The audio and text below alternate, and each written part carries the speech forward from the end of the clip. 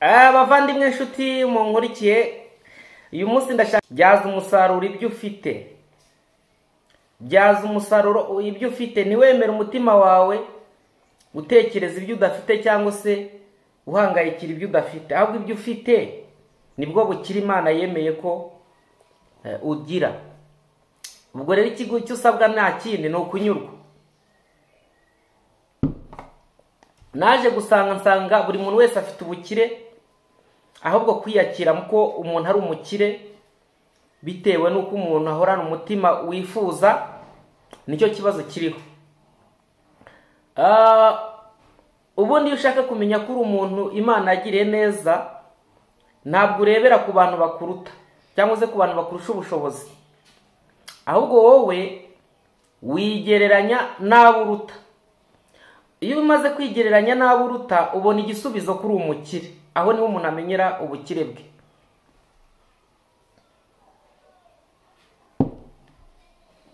Impamvu mvuze ibi ngibi rero nuko nzi neza ko 80% usanga abantu bafite kwibwira ko hari ibyo badafite. Ariko abantu ntibabonera ibintu kimwe nkuko batavukira rimwe. Ushobora kuba udafite amafaranga menshi y'umurengera, ariko ufite amahoro muri make ufite. Hari n'ushaka gusanga afite amafaranga menshi, ariko ya mafaranga atayafitemwo amahoro. Ibyo rero birutwa no kugira duke twawe twiza tuguhaye amahoro, kuko amahoro niyo ya mbere. Mu by'ukuri amahoro ntagira ikiguzi. Ntabwo wabona icyo wagura amahoro. Amahoro byonyine kugira ngo yashyikire yabugereho haba hatanzwe ingabo nyinshi zigapfa. Ni gute rero ushaka kumenya ko uri umukire? Icyambere, twese nta muntu utaraririye ku meza y'abandi. Iyo uririye ku meza y'abandi, akenshi hari n'igihe uhaguruka kuri ayo meza udahaze, kubera yuko uba uvuga ngo batamenya ko ndya cyane. Yego, ariko hakabaho n'abandi batabasha kwitwararika, agera ku meza akagira ngo yageze iwe mu rugo, akabirya akiyongeza, ubundi yahaguruka agasiga umugani, bagasigara bavuga bati atarakubita imyaka, ati bundi yarangiza akavuga ngo ibiryo byaramunaniye. Harya wa mugabo wakinnye komedi ikamuha hiti ngo ibiryo byaramunaniye kandi abibashije n'indera. Ndamwibutse, bamwita Ndimbati, ariko nawe yakoze komedi itarigeze ibaho kabisa, niwe wabonye igihangano cya mbere. Akenshi rero iyo umuntu ari ku meza y'undi, byanze bikunze uwo yagushyize arakubaha rwose, aba yagaragaje ko yakubashye, ariko muri wowe hari bitakwemerera kwisanzura, kubera ko si iwawe, si ameza yawe. Ariko se niba wicaye ku meza yawe ukaba ubasha kwiha icyo kurya n'icyo kunywa, kandi ukabirya wumva nta bindi bitekerezo bikubwira ngo udakozwe isoni nuko witwaye, ugira ngo we nturi umukire niba ubasha kuringana n'ameza yawe. Ndakubwira wowe ufite ameza, ariko none ameza aranatandukanye buri muntu, ariko ayo meza wicayeho yaha agaciro, kuko hari igihe nyine nakubwiye ngo hari igihe cyabayeho nyine icyo ngicyo nawe uzi wibuka. Hari n'igihe cyabayeho ameza utemerewe kuyicaraho, ubirira hahandi ntuwibuka se, ukabirira hahandi, ubundi nyameza ukayageraho uje kwandurura ba bosi bamaze kurangiza kurya, kwifata neza, uza kuyakora isuku. Nabyo kandi burya nabwo ni ubukire. Nabwo ntabwo wavuga ngo si ubukire, kuko hari abifuza kuyageraho. Arabifuza kuyageraho. Rero noneho ngewe uyu mwanya ndi ku meza Imana yanyihereye. Uwiteka nahimbazwe, Yesu nahimbazwe cyane. Niyo mpamvu urambona na hano ibikombe bitatu. Igikombe kimwe cyuzuye Sosoma urayizi? Sosoma ni igikoma cyujuje intungamubiri, niyo yaya mata muri mundebana, aya mata muri mundebana mba nayinyweye rwose. Ubuse undebye wamenya ko mfite imyaka 45 ndayifite, ariko kubera yuko nisobanukiwe icyambere nubwo ibibazo bihari nkabibona ko bidahari, yego, cyangwa nkanabiha iminsi, ariko nkakomeza ubuzima bwo kubaho, kwiyumvamo ko hari impamvu ndiho. Rero aka gasura mfite kuba nta minkanyari bituruka mu kumenya guhangana n'igihe kandi ukakibamo kitagusakuje. Rero urabona iki gikombe ndakinywa, narangiza nkanywa n'iki ngiki, narangiza nkanywa n'iki ngiki, kandi ibi bikombe byose ibaze rero intungamubiri iri muri iki. Hano hano nakizemo ishyushye, yego. Hano naho yego harimo uburo urabuzi, yego. Nukuvuga ngo ibi bikombe byose, iki gifite role yacyo, iki gifite role yacyo, iki gifite role yacyo. Hanyuma rero ibi byose iyo bihuriye muri uyu mubiri, nanjye mba nihesheje agaciro, nkavuga ngo ubw'Imana yampaye nanjye ameza nkayicaraho nkagubwa neza, nkubaho uyu mwanya urakomeye. Najya nkubwire ngo uku ni ugutunga intungamubiri uzishyira mu mubiri kugira ngo umubiri ugire abasirikare. Hari umuntu umwe yigeze avuga ngo twebwe ngo yari umukongomani, aravuga ngo abanyarwanda ngo turakora ariko ntabwo twiha, ngo ntabwo turya. Nge rero nahisemo kumenya ko ngomba kubikora byombi, yego. Hanyuma rero inshuti muvandimwe urimo kunkurikira, najya nkubwire ngo iki kiganiro nkoze nyikoze nkubwira ngo iyubake, wubake umubiri kugira ngo ubashe guhangana n'ibyo bintu byose, yego. Sawa. Imana rero nishimwe cyane, yatanze ameza. Ya nawe ndagushyiramo kabisa, wabibonye ko ndi ku meza Imana yanyihereye. Ariko uzahora na stress wowe se ko wabibonye uraratira abandi. Oya ntabwo sa nkumanuka gake ariko bakubone. Bande se ubundi bari bakuzi intekerezaho ibonane. Wamonye ubwira Yesu Betisheba, yego. Ariko rero nawe ubuje kunshyiramo udukoryo nka twa tundi wamuvuga wundi wasobanuraga indirimbo yawe yashyiragamo ngo harimo agakoryo. Hanyuma rero aya meza ndayabonamo ibintu bikomeye cyane, kubera ko aya meza ntabwo twari tuyafite sha. Ntabwo twari tuyafite, ariko nubwo hari n'abandi bantu baba bafite ameza akomeye. Hari ahantu nageze mpasanga imeza, nzana bwa buturage bwanjye bwo kuvuga ngo ndajya guhaguruka, kumbi Imana yabikemuriye rimwe.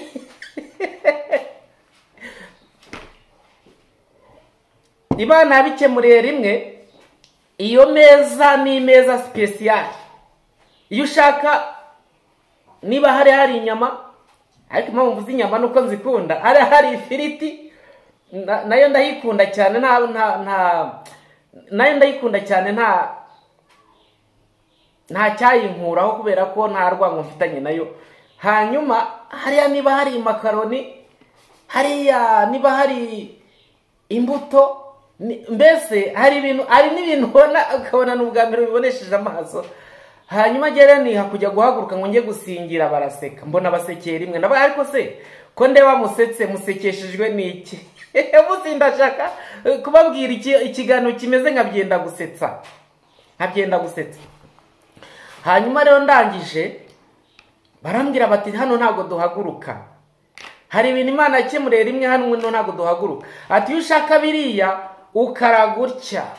Imana iduhe nukuri, buri muntu wese aharanire kuya Imana imuha ameza akaraga, ukaragutya kiriya gisorori kikaza kikagusanga hano, ukongera ugakaraga gutya, kiriya nacyo kikaza bitewe n'icyo ushaka.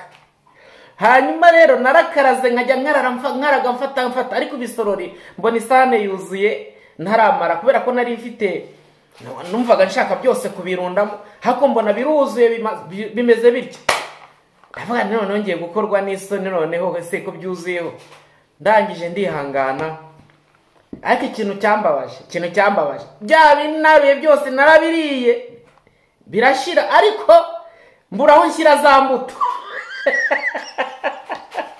N'uyu munsi wa none mba numva bankubita invitation kugira ngo ngende nsubireyo, hanyuma mpere kuri za mbuto kuko zifitiye ikirarane.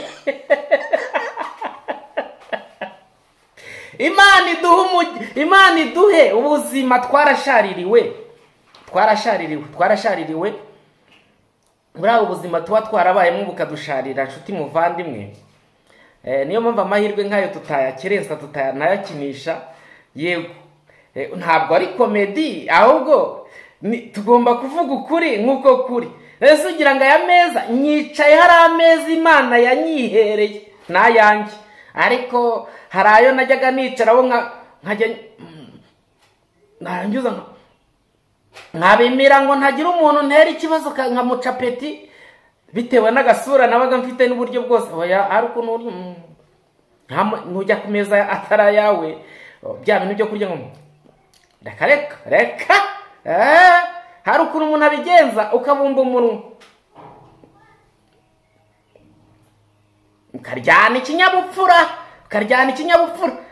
Hanyuma kandi ugomba kuba ufite witeguye n'akantu ko kwihanaguza hano kugira ngo kuko urabona ameza nawe iyo poromosiyo wahawe yo kwicara kuri ayo meza ndakeka utarigeze uyibona mu buzima bwawe. Cyane nta wanga udushya. Imana imara abantu inzara mu izina ry'Umwami.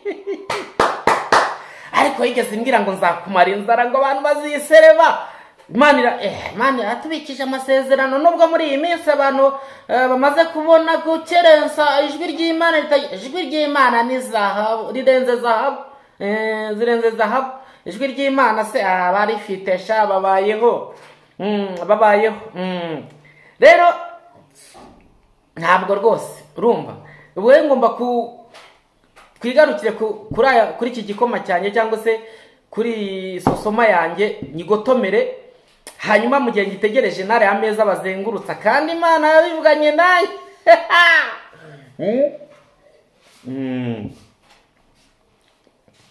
Imana yabivuganye nanjye, kandi igomba kunkiza umwaku.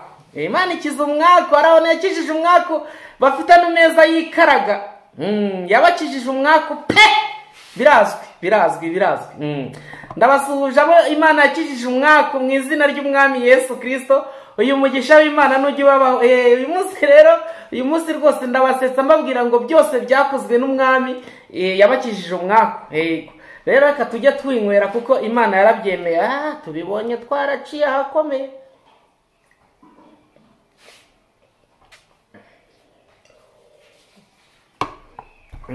Ubundi rero nta muntu w'umukene ubaho. Umukene ni mu bwonko. Ahubwo abantu ikidutera ubukene no kuba wifuza kuba ku rugero Imana itarakugezaho. Wowe ugashaka kuba mu rugero rw'aho Imana yagejeje abandi kandi igihe cyawe kitaragera. Burya nicyo gitera ubukene. Ariko wiyakiriye. Ariko uzi ko umuntu witwa ko ari umukene usanga afite n'amahoro adasanzwe. Uzi ko asinzira ntiyikange. Uzi ko ahorana umutima utuje kandi umutima ufite ihumure rikomeye. Ariko uzi kugira miliyari ntusinzire. Uzi kugira rukururana ugahora uhangayitse ngo barimo baragenda bakwiba amazutu. Ariko ubundi se wari uzi ko umuntu uguwe neza arinda. Umuntu ufite umukire n'ufite amahoro yuzuye, kandi ayo mahoro atangwa na Yesu. Ibindi byose biba bitama amarira. Imana iturinde ibyo gutama amarira twarayikoreye. Reka rero nkomeze ninywera no kuri iki gikombe. Yesu yarabikoze. Yesu ni muzima. Yesu afite hari ibintu yakoze. Asugira ngo aya matama tware tuyafite. Cyangwa amatama twe tuyafite. hari abantu bahawe amapiyave bagenda bava mu nzu bajya mu yindi, bava mu nzu bajya mu yindi, ariko Imana irangije ibakiza umusonga, ariko kwihanganira umupangayi byarabananiye. Ariko abantu kuki twibagirwa koko? Kuki twibagirwa koko?